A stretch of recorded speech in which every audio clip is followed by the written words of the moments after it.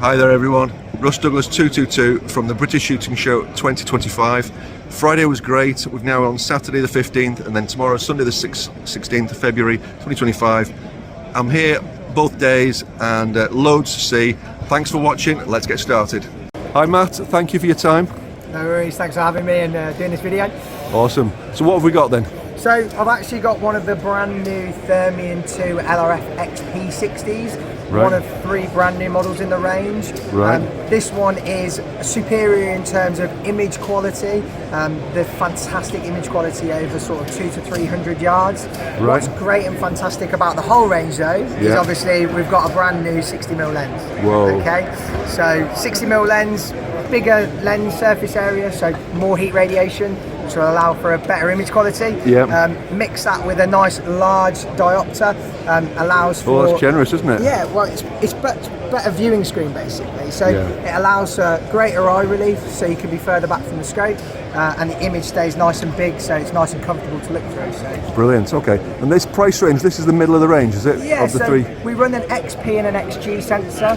They're both 640 resolution. The XG runs slightly smaller pixels, so you can get bigger magnification. The XP run bigger pixels, so you can get better sensitivity. So the image quality is better, basically. Right, okay. And then we run one more, which is an XL, which is kind of best of both worlds, if you've got nice big pockets. Yeah, for deep pockets. And so you've got an onboard LRF. Yeah.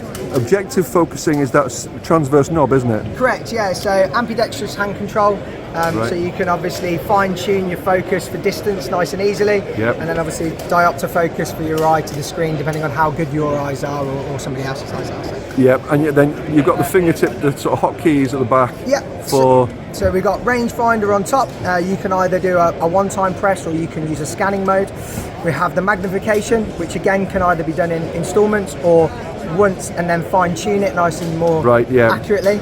And then we have video and record, which is obviously pretty standard these days on most items. So. Right, yeah, and you guys run the proprietary batteries, so you've got, I can see the tall turret there. Correct. So you've got, you can have standard ones or long ones, right? Okay. So we run our own battery system, number one, so you can control the voltage to the device, just so you don't have any issues with any firmware updates or anything like that. Right. And also for a safety implication, if you put that in your pocket with an unspent round and it was an uncoated battery, you could be in trouble. If it's coated, then obviously it's a lot safer.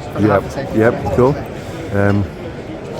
Awesome. And the LRF works to what range? So it's plus or minus a metre up to about 800 metres. It probably will push out a little bit further, but I'd rather say 800 so it's accurate, right? But that's half a mile, so that's decent. Yeah, well over half a mile. And is that the same on all 3 scopes in the range? All 3 models are the same. They all run the same LRF version or the same LRF module. Yeah, good pieces of kit to be honest. Biggest thing for most users is the detection.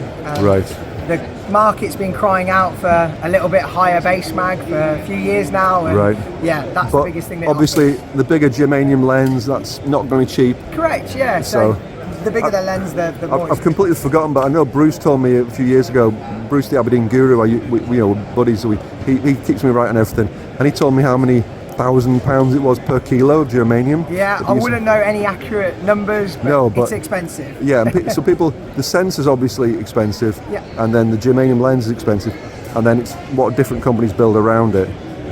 But I've got friends who've got cupboards full of these things, they love them.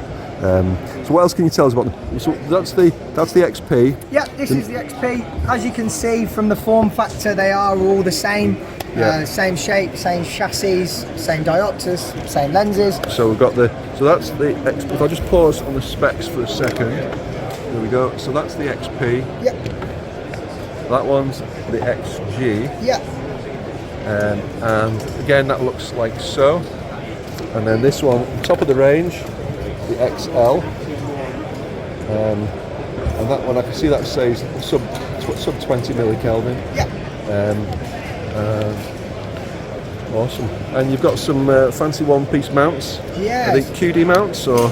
So these mounts are just standard SW30 mounts, but on this model here, we're actually running an inner mount, which is a brand that we distribute here at Thomas Jacks. Those are the German ones. They're German mounts, and they're brilliant because you can get different bases to fit different types of rails. So You can get Tikka specific, you can get sour specific. I know Bruce has got one or two of those, yeah.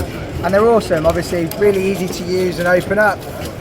You've got a lot of generous 30mm tube there to put your mounts on. You can get them in other models though if you wanted to. You can get them in 40mm tubes, you can get them in pretty much anything you want. Oh right. So yeah, options are endless. 40mm tubes, right. Yeah, endless. Obviously the Thermion is a 30mm tube, but for other sort of things on the market, then yeah, there is other options available. So. Right, okay. So, and then the top of the range for this, the XL60. XL60, Thermion 2 LRF XL60. Okay, so we've got, I can see the sub 20mm Kelvin. Yep, so it runs a bigger processor. Right. So 1024 processor, right. So over 700,000 pixels in this. They are smaller pixels, so more closer together, densely populated. So this is not a 640 sensor then, it's a 1024 sensor? Correct, yeah. Right, okay. So larger processor, more pixels means more information, and also the smaller pixels means that when you magnify the scope, you get less distortion in the image, so you don't get as much pixelation. You're keeping it crisp? Yeah, keep it crisp at distance. Awesome. Especially for those people that want to shoot on high max. So. Right, okay, brilliant. So, and roughly, what we're talking price-wise for these? Yeah, so we start with the XG model being the most affordable at just over 4,200.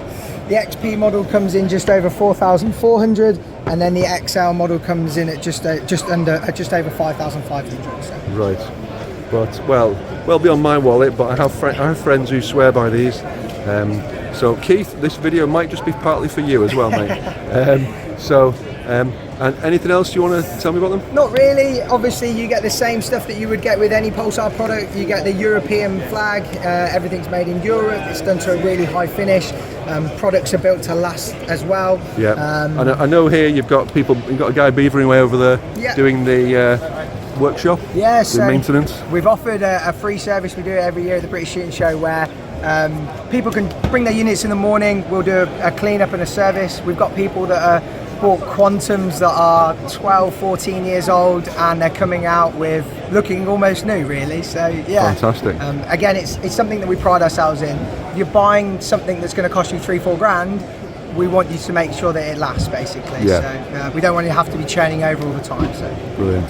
Thank you very much, Matt. Not a problem. Thanks for your time. Have a good show. Yeah, you Cheers. too. Thank you.